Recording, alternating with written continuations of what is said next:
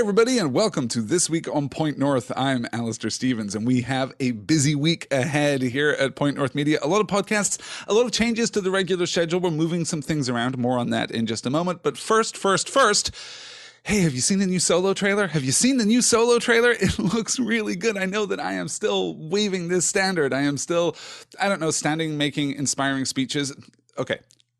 Tangent into a weird confluence of events in my brain this morning. I have been watching the new Solo trailer and thinking a lot about the Solo movie, weirdly, like speculating about not so much the plot of the Solo movie, because let's be honest, it's a prequel movie. We know pretty much the primary beats of this story. We know roughly where it's going to start and where it's going to end, but I've been thinking about the tone and the texture of the Solo movie, particularly in the context of Rogue One, a Star Wars story, which I still maintain is one of the most fascinating and elusively deft pieces of adaptation that I have ever seen in my life. It is a story that is adapting itself as it progresses, and that is completely fascinating. So I've been thinking about the Solo movie. I have also been prepping for this week's session on There and Back Again when I'm talking about the Ride of the Rohirrim. We're right up against the Battle of the Pelennor Fields. We're not going to hit the Pelennor Fields this week. We're going to move into that next week, but right now we've got the marshalling of our forces. We've got the Siege of Gondor, and we've got the Ride of the Rohirrim coming in, and I've been thinking a lot about just fantastic Anglo-Saxon poetry, I suppose. I've been thinking about the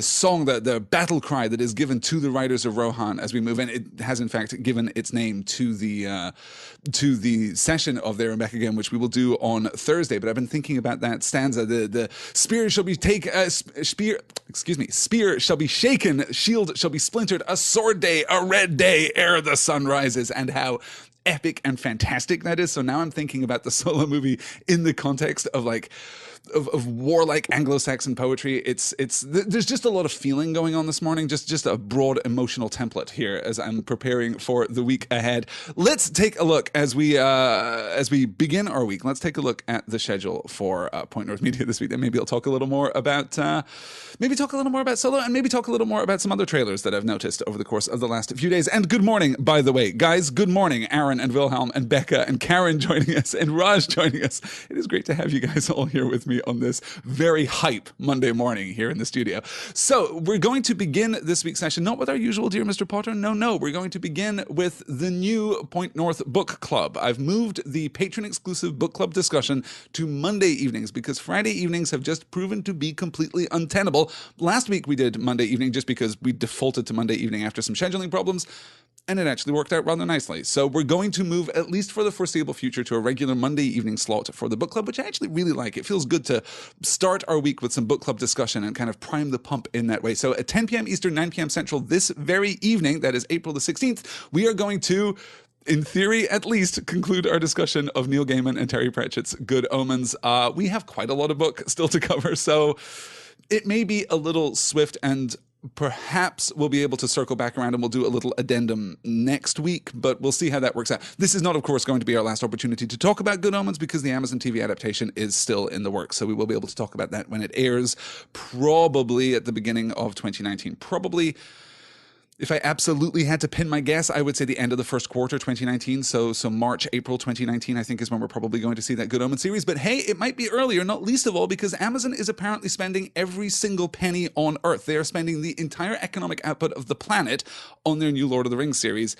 I'm not sure we're going to see that in 2019, but I do know that it is going to have ripple effects back through their scheduling of all their other original programming. It's going to be fascinating. It's going to be really, really interesting to see how that works out and to see whether or not Amazon can really transition into becoming a major player in this space. It has had some niche hits, it has had some critical successes, but hasn't really gained the traction that we've seen from, well, obviously HBO and AMC kind of in the prestige drama section, and then Netflix obviously in original drama, and of course Starz, who are just doing fantastic things. I recommended last week the first episode of the new Starz adaptation of Howard's End. We've got another episode now, and it's just brilliant, you guys. Howard's End is a very, very strong TV show. I can't recommend it enough. I don't know if you guys watched it last night, but what a knockout show. What an absolutely fantastic show. So all of that is to say, 10 p.m. Eastern, 9 p.m. Central, this very evening, our theoretically, hypothetically final session discussing Pratchett and Gaiman's Good Omens, and that will also be the point at which I release the poll. I've spent this morning frantically prepping the patron poll for the next book club texts that we are going to discuss. So if you would like to play your part in choosing the next book club text, I play no part in this whatsoever. I am completely at the sway of democracy here. So if there is a book that you would really like to discuss for the next book club selection, head on over to patreon.com/pointnorthmedia and pledge your support. $1 a month gets you in. That's all you have to pledge. You get in, you get extra shows, you get all kinds of special things going on over there. So that is this evening. The book club for Good Omens is this evening. Then tomorrow, that is April the 17th, tax day, you guys, as I'm being very helpfully reminded here by my Google Calendar. On April the 17th, 10 p.m. Eastern, 9 p.m. Central, the 50th episode of Dear Mr. Potter. Can you believe it? The 50th episode of Dear Mr. Potter, coincidentally, kind of serendipitously entitled A Boy Like No Other, pulling that quote from Rita Skeeter's story, her just garbage gutter journalism on Harry in the course of these chapters. That is specifically chapters 27 and 28 of Harry Potter and the Goblet of Fire. The book is slowing a little at this point. This is the point at which I think the structure of Goblet of Fire kind of betrays its insufficiency, I suppose. We end up, in effect, with 2 chapters of characters speculating about what might be happening, and Hermione basically saying, "No, that's silly. I told you you can't disapparate on the grounds," and on and on. There's some great character stuff in there, and of course, in this week's reading, in the first reading of this week, hey, stay tuned for that. In the first reading of this week's Dear Mr. Potter sessions, we do get the return of Sirius Black, which is always good to see. So we're going to launch into chapters 27 and 28. That's tomorrow evening, Tuesday, April 17th, 10 p.m. Eastern, 9 p.m. Central. Then on Thursday, the aforementioned episode of There and Back Again 59, a sword day, a red day, in which we plunge into chapter 5 of book 5 of The Lord of the Rings. We're actually going to finish up chapter 4 too, so we're going to finish up the Siege of Gondor. We've got some great Faramir and Denethor stuff. We've got some fantastic Gandalf stuff in that chapter, right at the end of that chapter. Then we go to the Ride of the Rohirrim, where we're marshalling our forces for the Battle of the Pelennor Fields, which is, I don't know how, in theory, at least, right? Next week's session, There and Back Again 60, is going to be the Battle of the Pelennor Fields. I am, in theory, supposed to cover that entire chapter in one session. I cannot imagine that will be true. It is pretty much, without compare, the most dense and ambitious and wondrous chapter in the entire book. There are chapters which are more important, and there are chapters which people love more. I would certainly argue that. But the Battle of the Pelennor Fields is, God, huge, absolutely huge. So that's next week's session. This week, we're kind of drawing breath before we get there with some fantastic Anglo-Saxon poetry, some brilliant Mary, some great Theoden King. We've got a ton of good stuff to get to. That is Thursday evening, April the 19th, 10 p.m. Eastern, 9 p.m. Central. No book club on Friday, but that's not our last session this week, because early next week, I'm actually traveling for a couple of days. I'm going to be away from the studio and out of town for a couple of days, but I didn't want to skip an episode of Dear Mr. Potter. So next week's episode of Dear Mr. Potter 51, instead of taking place on, what would that be, Tuesday the 24th, is going to take place on Sunday the 22nd. That's this coming Sunday. So 2 Dear Mr. Potters this week to make up for the absence of a Dear Mr. Potter next week. That is going to be Dear Mr. Potter episode 51, entitled Constant Vigilance, in which we look at chapters 29 and 30 of Harry Potter and the Goblet of Fire. That is going to do it for our schedule here at Point North Media this week. Pretty fun, right? Pretty fun. I'm also doing a couple of episodes of Excelsior. This week on Excelsior, I'm going to be talking about, I'm doing a commentary track for Spider-Man Homecoming, which I completely adore. That's going to be a ton of fun. And I'm also going to be talking about Wolverine and the X-Men, Volume 1. This is the... Oh, now, see, I forget. Was this the all-new, all-different? I don't think this was the all-new, all-different reboot of X-Men. It may have been. I forget. Marvel has been rebooting itself so constantly over the course of the last few years that I have lost track of which title belongs to which particular reboot.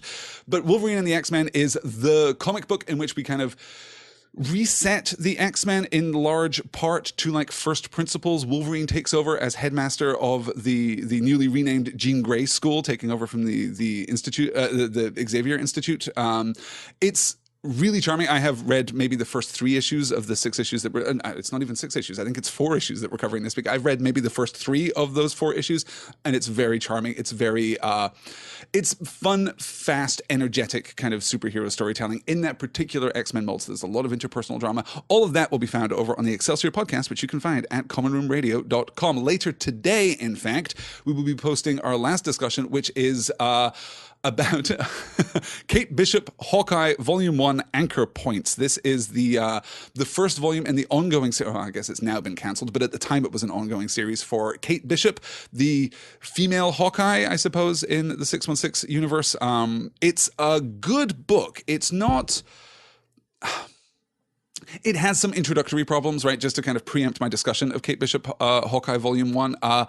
It has some introductory problems. It does read a little bit like it's a setup, which of course it is, but the really great books, the really great first volumes and ongoing series can do more interesting things with that expositional requirement, I suppose. But Kate is a really great character. It's a very funny book, and discussing it in the company of Vinton Bain and Sarah Kate Pesant last night gave me an even greater appreciation than usual. So that episode will be posted today. Plus, as I say, Spider-Man Homecoming commentary track coming out this coming Friday, and then I suppose the Wolverine and the X-Men episode won't drop until next Monday. That'll be the 23rd of April, in fact. Wow, it's so busy, you guys. There's always so much happening. It's wonderful. It's a great job that I have here. Let me see how we're doing here. Alexis is saying, I'm so excited for this discussion. I love Kate Bishop. I am Kate Bishop. Oh, and Alexis is calling out the anchor point analogy. Yeah, no, I spent some time in the podcast talking about exactly that. I love that as a conceptual framework for how that, like the conceptual notion of anchor points coupled with how Kate sees the world, like her Hawkeye vision as that first volume unfolds. I love the way that those two things work together to give us a sense of someone who is seeking and defining points of foundational contact with the world, right? These notional anchor points, these things which you know to be true and sure and certain. It's really smart and it's really developed, and there's a ton to like. Like, I think it suffers most because it is just the first volume of an ongoing series, and even then, it is a solid like A-B+ first volume. It just falters ever so slightly in contrast with some of the first volumes that we've discussed recently on Excelsior, which are even better, even more accomplished, even more, even more insanely ambitious. So yeah, I'm really looking forward to it. And I did finish after I read the first volume for the episode of Excelsior that we recorded last night. I actually went through and read the whole second volume too, and the second volume really picks up. The second volume is so much tighter, so much more focused. Kate Bishop is a great character, like a legitimately great character, and her place in the 616 universe is absolutely fantastic. Yeah. Let me see here. As I scroll back through the chat, any story in Star Wars? Yes, story in Star Wars definitely this week. I have most of that recorded now, and I'm looking anxiously at the calendar, honestly, because, well, I want to get through the bulk of the Story in Star Wars episodes that I have. The reason this is taking so long, by the way, is that I'm kind of not just writing the next episode of Story in Star Wars. I'm writing the next 4 episodes of Story in Star Wars because I want to use The Last Jedi as a means of reframing our understanding of what in large part Star Wars is doing as a whole, but what really the new trilogy is doing, and what we can make of Star Wars post The Force Awakens, including Rogue One and ultimately including Solo as well. I'm kind of putting together an expanded thesis on this, and the discussion of The Last Jedi is going to be a jumping off point for that, because I think that the discussion of The Last Jedi has to be a jumping off point to something grander. I think that part of that movie's most interesting aspect is that it is a forcible, it's so complicated, right? Because it is a literal, textural, structural kind of deconstruction of what we expect from Star Wars, right? It is resetting us to first places in a lot of ways in the Star Wars universe, but it's also doing that too, thematically and symbolically and metaphorically, and it's doing that in a very quiet way while it is very loudly doing the first thing that I mentioned, right? So it's this simultaneous dual deconstruction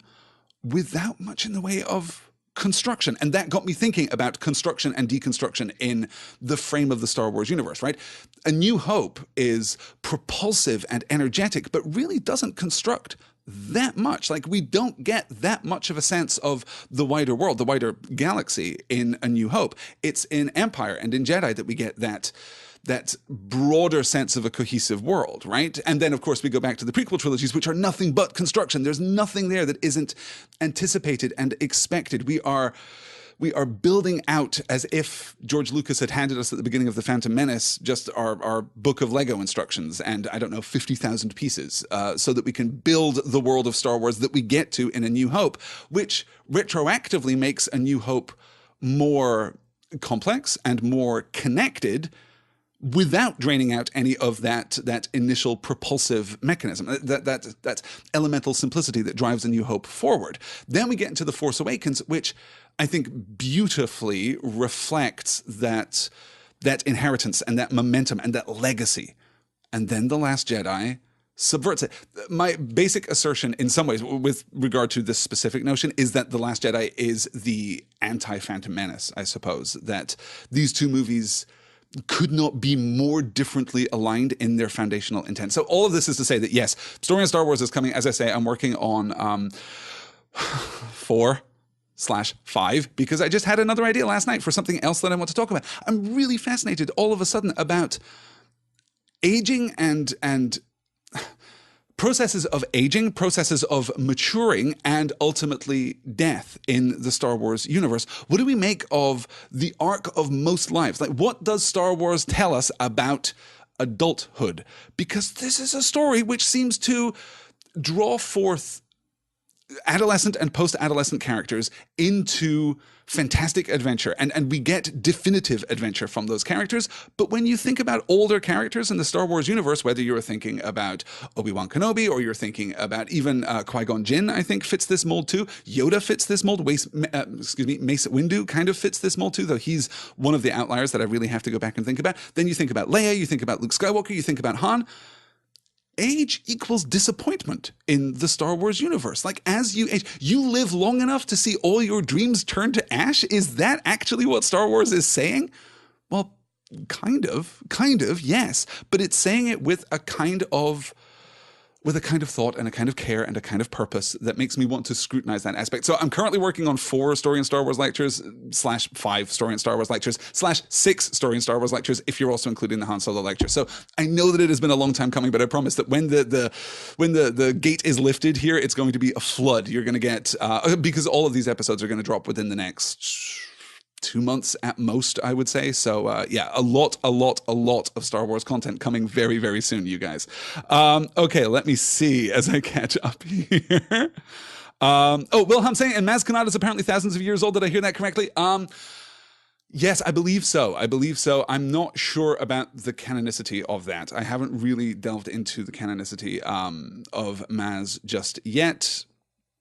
She's an interesting character, though. She's an interesting character, too, because she almost rejects her expected place and role in the... You know what? We'll come back to that. Yes, Han exaggerating, perhaps. Yes, exactly right. And Alistair keeps threatening me with DS9 talk, says Becca Eller. We shall see.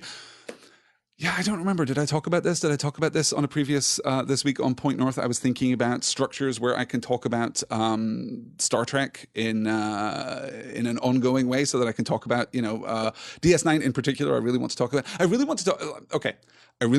DS9 because I think it is underserved. I really want to talk about Enterprise because I think that is egregiously underserved by commentary and critique. I think Enterprise is a much better show than Star Trek fans generally recognize. I think that is arguably more true now post first season of Discovery than it was even when Enterprise came out. This is not to say that Enterprise is a fantastic show. Like, I would not hold up Enterprise as the best Star Trek, but I do think it's pretty good Star Trek a lot of the time. And I would love to be able to talk about that. And it did occur to me that basically if you take a 7-season run like Next Gen or DS9 or Voyager and you break it down into 4 days a week, like a Monday through Thursday show where you could do like a 10 or 15 minute podcast episode about it, you could cover all of DS9 in a year if you did that.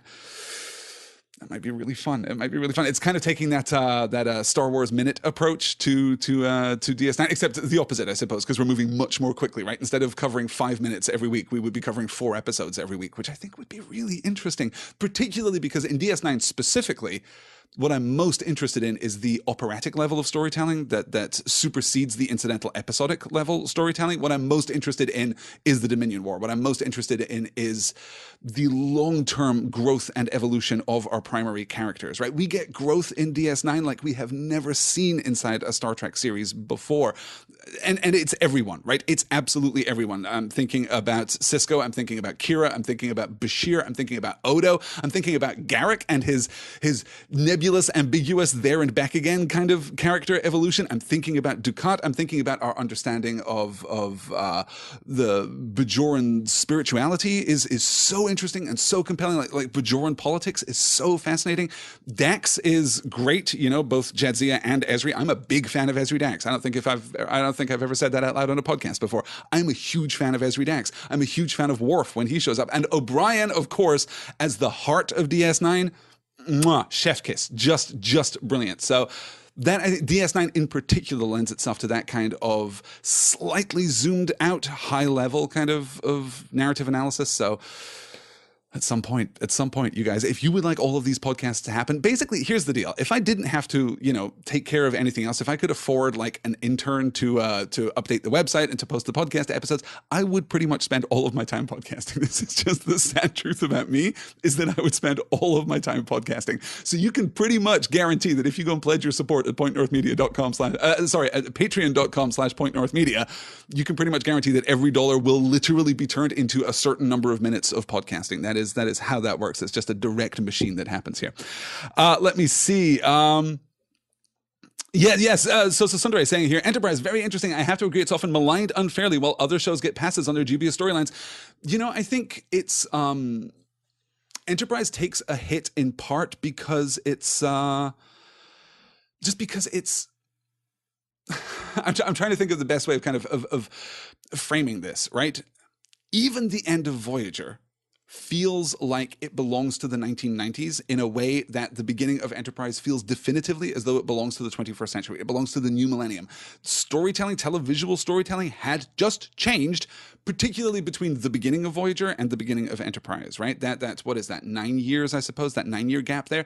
That is a very different landscape for episodic storytelling on television, which is why Enterprise flounders so hard. It's why it tries so hard to change its own internal structure before finally arriving at an internal structure, which, by the way, is my favorite kind of Star Trek. And it's no coincidence that the structure of the 4th season of Enterprise is pretty much the structure of Discovery, right? If you zoom way out and you just look at the movement of the story and the way the episodes interconnect, the 4th season of Enterprise with their short arcs, that's what we get in Discovery, and apparently what we're going to continue to get in Discovery. That's just a really good format for Star Trek. The 44-minute, 42-minute, 44-minute structure of, every general episode is just...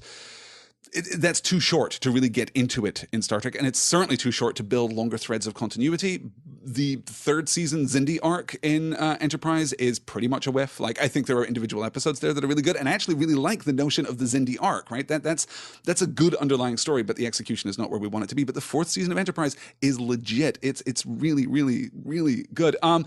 Jackie Boatman is here in the chat. I'm looking forward to your take on things. Disney's Star Wars hurts my heart. Yes, you're not the only one, Jackie. Hey, Jackie, I have just been catching up with Corey Olsen's Exploring the Lord of the Rings series. Did I hear you popping up in an episode there being brilliant? Did I hear you making some contribution to the ongoing discussion there? I must admit, I was so far behind. I had something like 120 podcast episodes, not just of Corey Olsen, the Tolkien Professors series, but 120 podcast episodes locked up on my phone. And it was only when my phone was complaining that it was out of storage space that I had to go through and start listening and start culling things down. I'm pretty much caught up now, but I can so enthusiastically recommend what Corey Olsen is doing over in the Exploring the Lord of the Rings series. This is the series that he's kind of co-producing with the creators of the Lord of the Rings online game.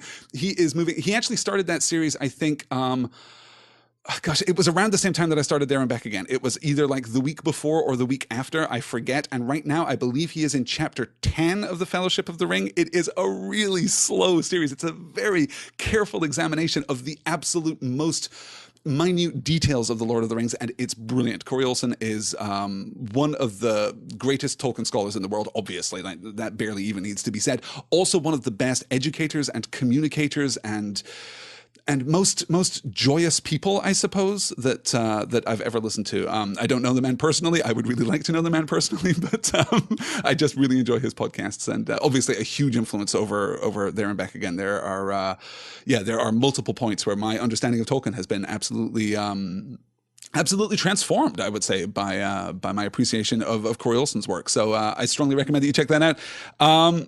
Yes, it was, Jackie. Fantastic. I'm so glad. Yes.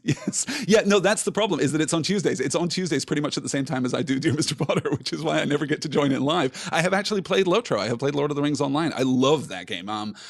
Gosh, had I but the time to play it properly, I would delve into that game really deeply. It is a knockout piece of adaptation, you guys. If Lord of the Rings Online is free, and if you have any computer that has been made in the last 15 years, you can play this game. So I strongly suggest. I think the easiest way to get it is through Steam. You can go over, sign up for a free Steam account. You can download it. It's absolutely free to play. Just go look around. Just go roll up a hobbit. Go roll up a dwarf, and just go explore. Because what that company, and forgive me, I'm forgetting the name of the company now because they changed. They were originally Turbine, and they changed the name of the company fairly recently, and now I forget what they're called. But that team behind Lord of the Rings Online has just done spectacular work, absolutely spectacular work. I have spent many a happy hour wandering the Shire, wandering Rivendell in particular. I just think is gorgeous in that game. So I can't recommend it highly enough. And then go listen to Corey Olsen's Exploring the Lord of the Rings, which is just great. You guys, I am pretty much at time, believe it or not. Let me give a quick gloss then of the week, because as I say, we've got a lot to get through. So tonight, the sixth session in our discussion of Good Omens, we will at least hit the end of Saturday. We will at least get through the climax of the book. I'm optimistic that we're going to finish it up. I think we'll be able to move pretty quickly because, as I say, we're going to be talking about Good Omens again, so I don't feel the need to necessarily be utterly definitive in our discussion here. And 6 weeks is a pretty long time for what is a fairly slender volume. We'll also be announcing the poll for the next book club series. That will be available this afternoon, in fact, so in advance of tonight's session. 10 p.m. Eastern, 9 p.m. Central. For patrons of Point North Media, you can come join me and talk about Good Omens. That will be available in the podcast feed shortly thereafter, too. Tomorrow evening, April 17th, 10 p.m. Eastern, 9 p.m. Central, Dear Mr. Potter, episode number 50, A Boy Like No Other, in which we discuss chapters 27 and 28 of Harry Potter and the Goblet of Fire. On Thursday, April 19th, There and Back Again 59, A Sword Day, A Red Day, in which we talk about the Ride of the Rohirrim. We finish up our discussion of the Siege of Gondor, of course, and then we discuss the Ride of the Rohirrim, all in advance of our discussion of the Battle of Pelennor Fields next week. I am so excited for this week and next week in There and Back Again. It's going to just be fantastic. And then I was looking at the book thinking, well, okay, we come down a little bit after Pelennor, right? Oh God, no, it's the Houses of Healing. It's so good. The rest of the Lord of the Rings is just, it's nothing but bangers, you guys. It's nothing but club hits in the rest of the Lord of the Rings as we move through to the end of the Return of the King. Then on Sunday evening, as I said, 10 p.m. Eastern, 9 p.m. Central, for our second Dear Mr. Potter of the week. That's Dear Mr. Potter 51, Constant Vigilance, in which we discuss chapters 29 and 30 of Harry Potter and the Goblet of Fire. And a little bit of quick advance warning too. Next Monday, that is April the 23rd, because I'm going to be out of town later in the day, we're not going to have a book club discussion on the evening of Monday the 23rd, a week today. We're not going to have a book club discussion in the afternoon. Instead, what we're going to do is do our regular This Week on Point North session at noon Eastern, 11 a.m. Central Time,